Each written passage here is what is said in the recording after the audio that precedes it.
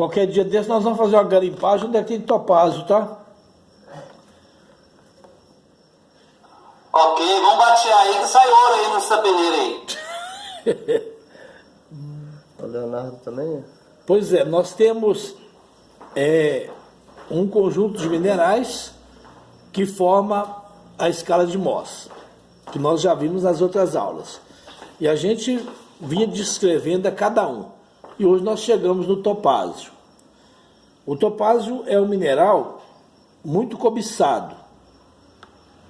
Desde muitos anos ele é usado como gema. Embora ele seja um mineral duro, mas é um duro que nunca foi usado como material cortante. Então não é chamado minerais abrasivos, como o diamante é abrasivo, o quartzo é abrasivo, o topázio não. Ele é simplesmente lapidado com o objetivo de transformar numa joia bem reluzente. E os povos mais antigos e até mesmo a área hippie dos dias atuais usa o topázio sem nenhuma lapidação, como um amuletozinho. Simplesmente eles pegam o topázio, que é esse mineral aqui, faz um furinho aqui e dependura no pescoço. Mas por questão de hobby. Mas quando ele é puro e transparente e de uma cor em destaque, ele é considerado uma gema. Ele ocorre junto com o flúor, que é a fluorita. A fluorita, nós já vimos lá, é através da fluorita que obtém o flúor, esse usado aí nos dentistas. Por isso que ele tem, na sua composição química, além do alumínio, ele tem flúor. E, é claro, um pouquinho de quartzo. O topázio, ele ocorre em várias cores, desde esse branquinho aqui, que parece ter um quartzo, mas não é topázio mesmo. Essa parte de fora aqui é comum. Agora, isso aqui, ó, dá para vocês perceberem como que ele dá até para lapidar. Só essa partezinha aqui. Então, pelo que o lapidador falou hoje no vídeo de vocês aí, é muito pouca parte de um topázio que tem recuperação. O resto é abandonado. Mas ainda não tem muito, eu não tenho muito conhecimento e eu acredito que não tenha outros usos, porque senão já estava, tá, em livros e mídia, então não tem muito uso, a não ser quando ele vem associado à água marinha, que é o berilo. Mas na nossa região não é muito comum o berílio, não é.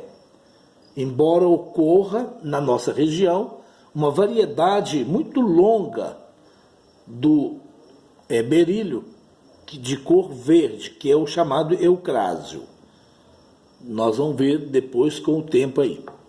Então, o topázio, ele por ser um mineral de composição química Al2SO4, contendo flúor, então é um fluoreto silicato de alumínio. Então ele tem alumínio e tem o quartzo. Por isso que ele é um silicato, é um grupo de minerais que contém o próprio quartzo, sem a presença do oxigênio puro, é claro. Ele tem uma dureza 8, como você sabe da escala de Mohs, e a densidade dele vai de 3,4, tem algumas amostras que contém ferro, que é hematita, que pode chegar em 5. Então não é uma densidade nem muito baixa e nem alta, é média. Mas o grande valor dele é a diafanidade, que vocês já sabem que a diafanidade ela é translúcida, transparente e opaca. Então quando ele é transparente é que tem um valor mais cobiçado.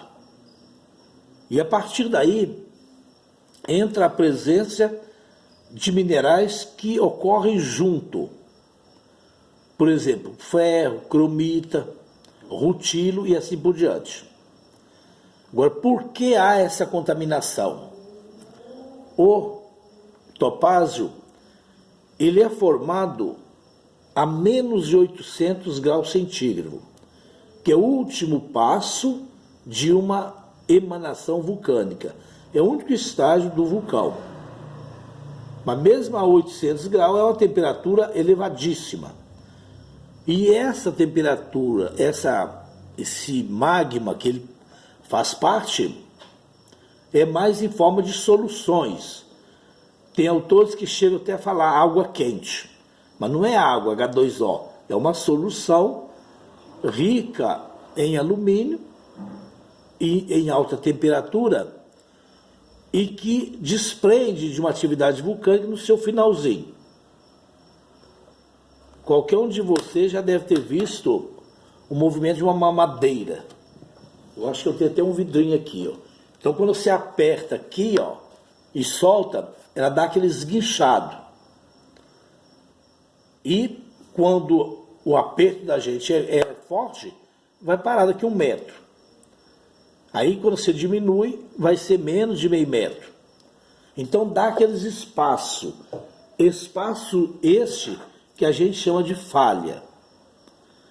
Isso ocorreu em virtude de alguns vulcões que aconteceram, possivelmente, em Poços de Caldas e quase que certo na Argentina. E que veio atingir essa região de Congonhas.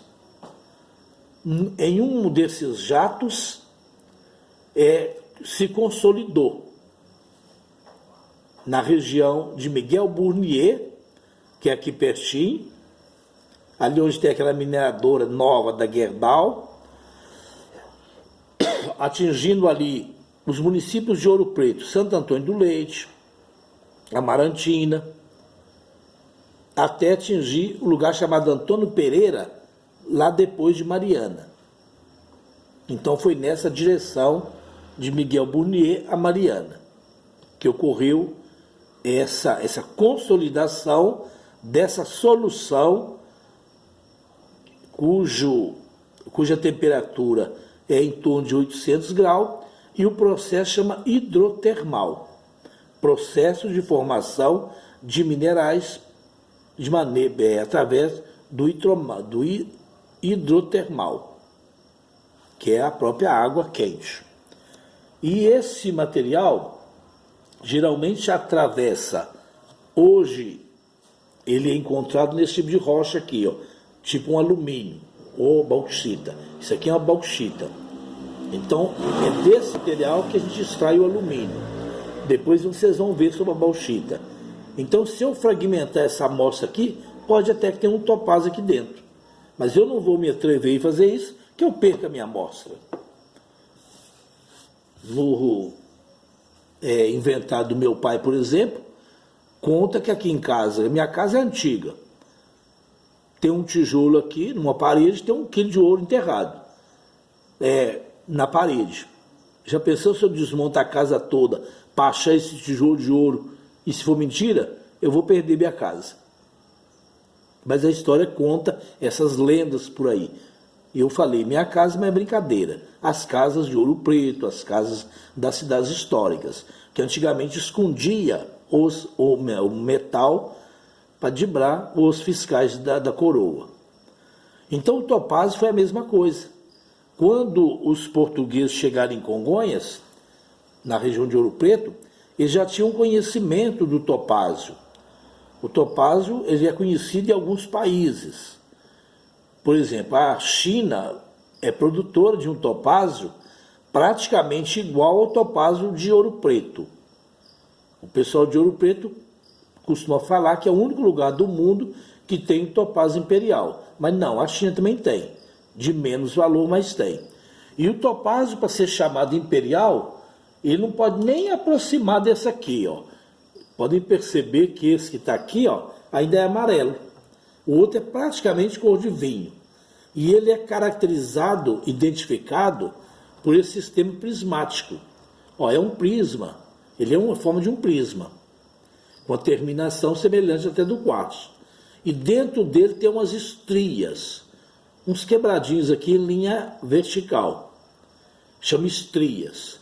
Para o colecionador, quando tem essas estrias formando no final da estria, um semelhante a uma gota d'água, tem muito valor para o colecionador, porque são raridades, e os colecionadores gostam de raridade. Agora, para lapidar, não, ele tem que ser bastante puro. Tem esse topázio branco que está aqui, ó, aqui praticamente esse dá para lapidar. Se fosse cor de vinho, com um topázio desse aqui, compraria um carro zero. Mas esse azulado branco aqui, transparente, não vale praticamente nada. Porque não vai reluzir, apresentar um brilho, que a reflação é tão característico como esses que são amarelinhos. Então, o topázio, ele vai ocorrer desde o amarelo comum, palha, que é esses aqui, ó, até o cor de vinho. E mais precisamente, em polô, tem topázio praticamente tendendo a azul. Esse, por exemplo, aqui é branquinho, ó, parece até um quartzo. Eu não tenho o azul. Tem algumas tonalidades mais claras do amarelo, que é esse aqui. E as minhas amostras são humildes. Por quê? Porque eu não tenho condições de comprar amostras grandes. Mas se tivesse uma amostra do tamanho dessas aqui, de cor vinho e transparente, é o valor de um carro zero. Então é uma gema de muito valor. O topázio tem uma propriedade que é muito interessante, que é denominada piroeletricidade. É o desenvolvimento de uma energia em uma das extremidades que apresenta. Então essa só ocorre quando você aquece o topázio. Eu não sei até que ponto de aquecimento. Hoje eu busquei, mas não consegui encontrar. Mas fala-se aquecer. Então durante o período que ele estiver quente, ele vai desenvolver eletricidade, vai dar um choque, por exemplo, se você encostar nele. Isso que é o desenvolvimento de eletricidade.